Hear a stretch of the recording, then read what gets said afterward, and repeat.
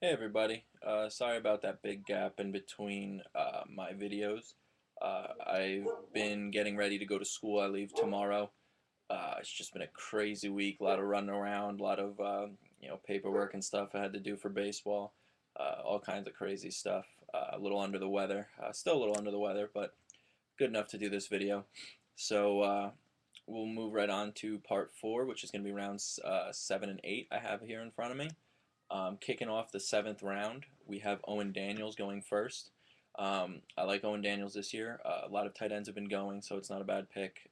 You kind of sometimes you adjust your strategy to roll with what's going on in the draft. I think Owen Daniels is going to have a big year. Before he got hurt, he was a top tier tight end. Andre Johnson takes away a lot of the coverage. Jacoby Jones is a good receiver. Owen Daniels should have a pretty good year. He's a nice red zone target for Schaub. Jimmy Graham went next.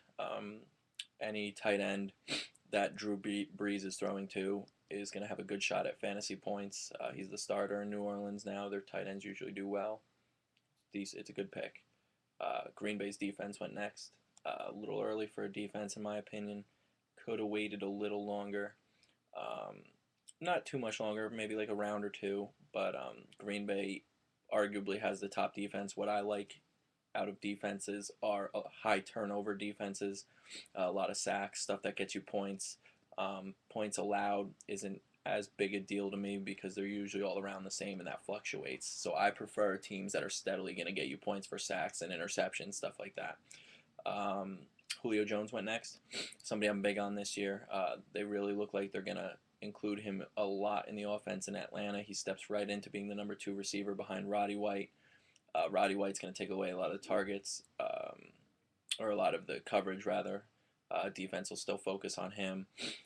Michael Turner should, keep guys in the box. So Julio Jones is a good pick here. I like that pick.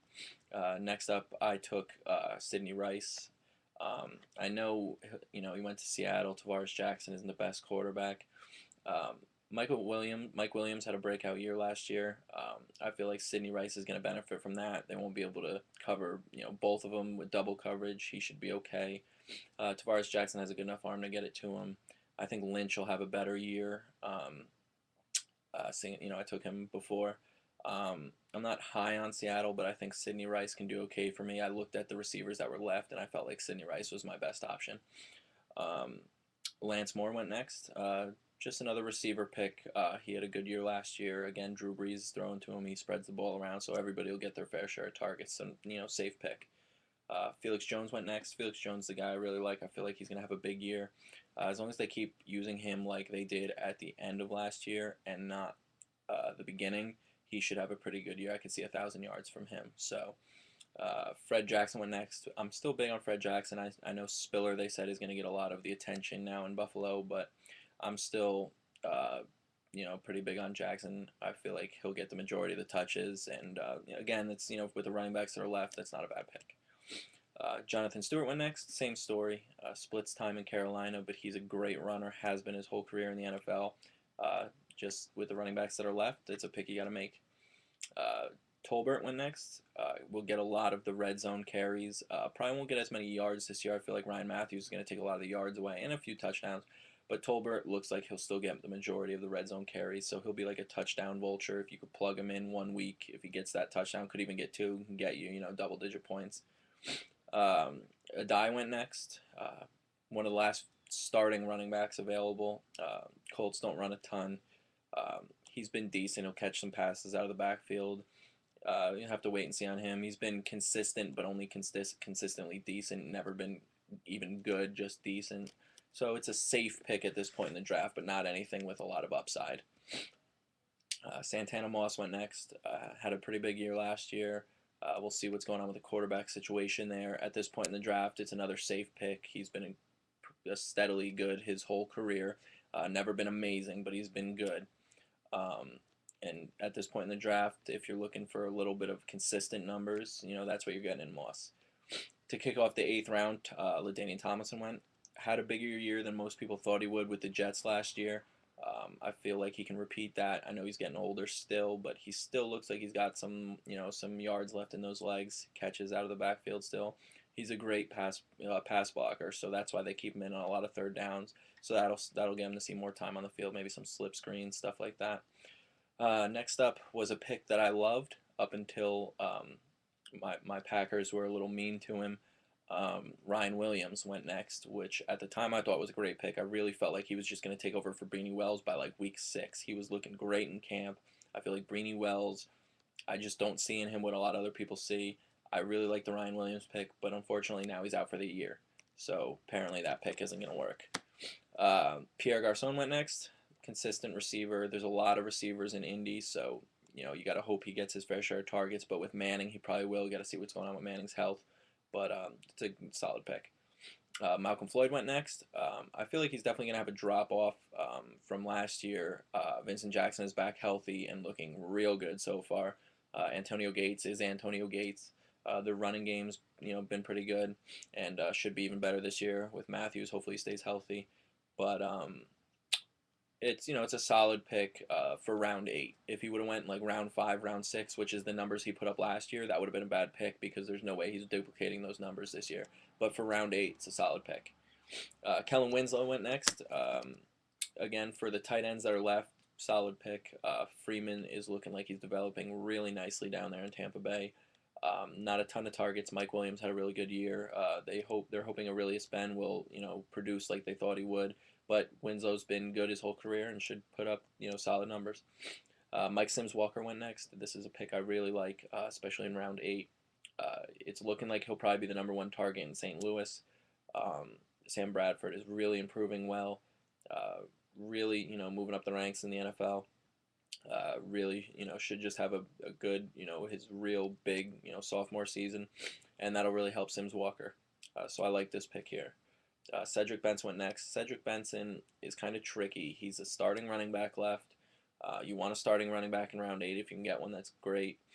Not a ton of upside with Benson. I don't feel. I feel like he'll be okay, but I don't like Cincy's offense this year. I don't feel like they're going to be able to move the ball too well.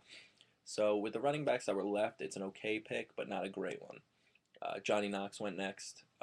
That was actually me.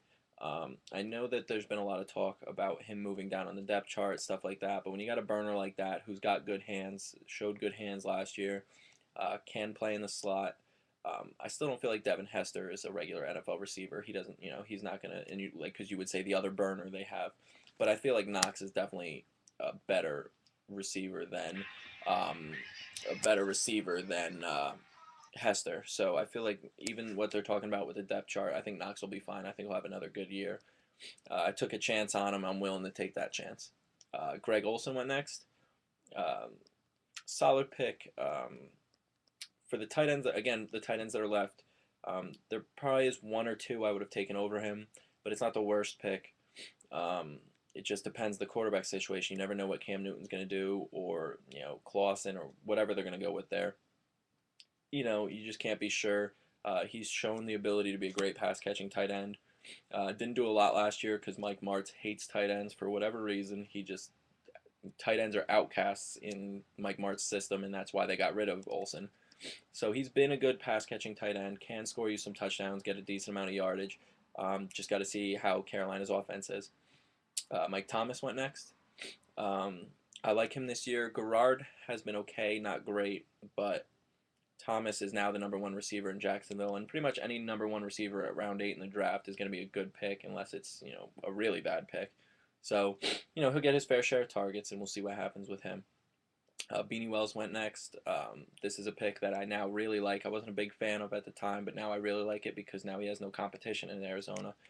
Ryan Williams obviously went down for the year, so now Beanie Wells, I feel like I don't think he'll have a huge year. I still don't like him as much as a lot of people do.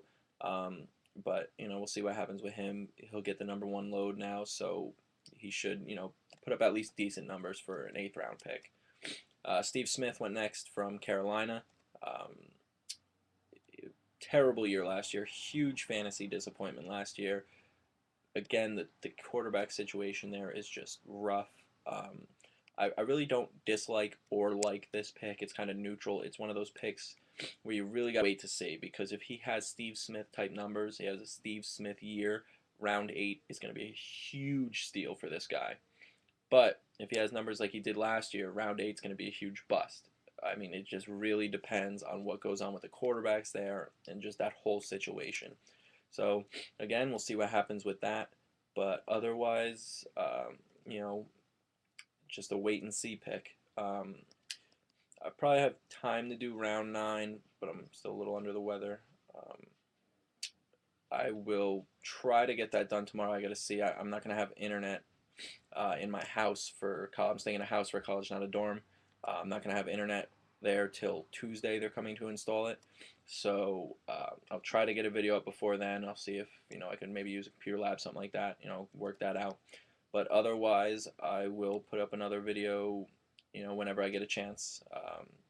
Thanks for watching, and good luck with all your drafts.